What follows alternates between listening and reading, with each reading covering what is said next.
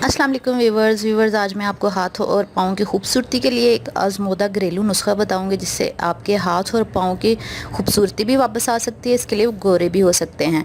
आपने लेना है लीमू के छिलके पर चीनी लगाकर हाथ और पाँव पर रगड़ना है। इससे आपके हाथ पाँव बिल्कुल साफ़ हो जाएंगे और कुछ दिन के अमल से ही ये गोरे होना शुरू हो जाएंगे। इसके अलावा खीरे के छिलकों को रगड़ें और एलोवेरा का इस्तेमाल भी बहुत बेनिफिशियल है।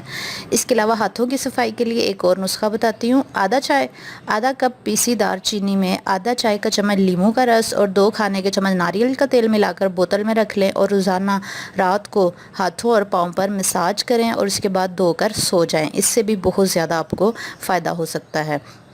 इसके अलावा कपड़े धोते वक्त हमेशा रबड़ के दस्तानों का इस्तेमाल करें या फिर नीम गर्म पानी का इस्तेमाल किया करें ताकि आपके हाथ और पाँव महफूज रहें।